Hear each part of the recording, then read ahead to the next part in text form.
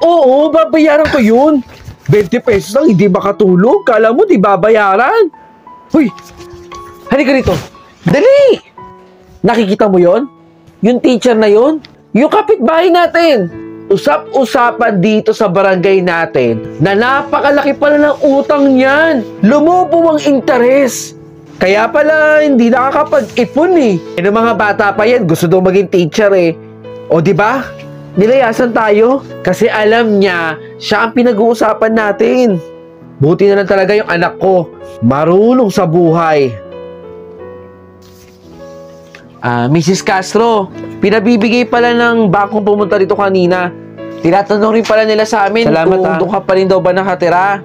Kaso hindi naman namin masagot kasi hindi naman namin alam kung doon ka ba din talaga nakatira. Oo, lumipat nga pala kami. Hindi ko nabanggit sa inyo.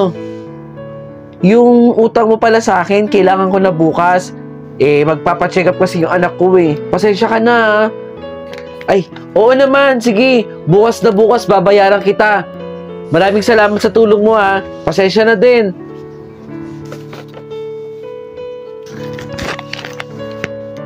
Mga mare, halika rito, dali-dali.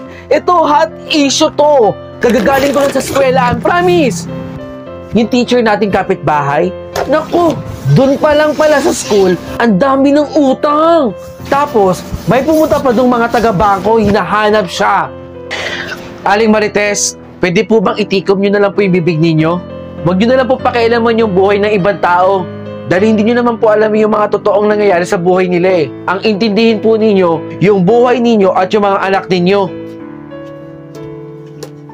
Itatapon ko to eh. Susunugin ko yan. Bakit ba kasi pinipilit mo yung mga bagay na yan kahit hindi naman talaga para sa'yo? Nay, narinig niyo po ba yung sinasabi ninyo? Bakit, Nay? Sa tingin niyo po ba, ginusto kong maging teacher? Ito yung gusto ko, Arts and Communication. Gusto ko pong maging sikat na direktor. At di ba, Nay, kapag gusto mo yung ginagawa mo, ibig sabihin, gagawa ka ng paraan para kumita ka ng malaking pera? Hindi. Magti-teacher ka.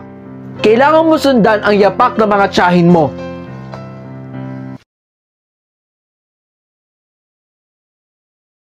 Isang balot po ng ulam. Sige po. Hoy bata, anong ginagawa mo dito? Hindi mo ba nakikita na may mga kumakain? Kung pwede lang, doon ka muna sa gilid. Nakakaya sa mga customer, oh. Pahingi po. Sinabi na, doon ka muna sa gilid, bata. Doon ka muna, ha? Ay, sige po. Itong batang to, makulit talaga eh. Tensya na po. Sige po, isang balot po. Dami nating kinita ngayon, ha? Ang sakit na ng tiyan ko. Oh, ikaw na naman, bata. Pagkain lang. Ako, wala na. Ubus na yung paninda namin. Wala akong maibibigay sa'yo. Pwede po akong pagkain sana. Tensya na po kayo. Kumakalab na po kasi yung tiyan ko eh. Tsaka, bata, please lang oh, pag may kumakain dito, wag kang pupunta. Di ka naman ganun kabango eh. Ang baho-baho mo pa. Nakakaya-kaya sa customer namin. Pasensya na ha.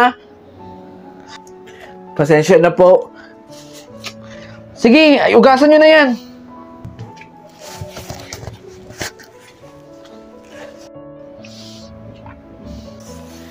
Wala na to ha. Itatapon ko na ha. Sigurado kayo dito.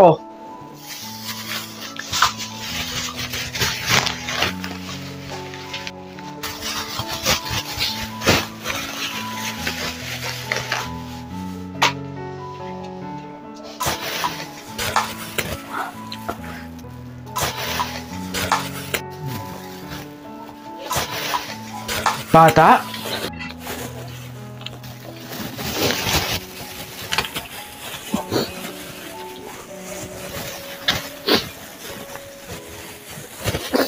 Yung bata pala,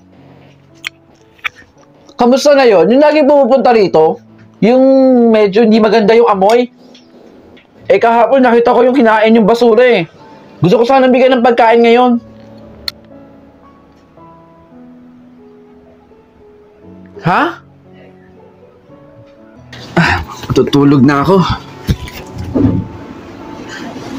Huwag niyo po akong sasaktan! Huwag po!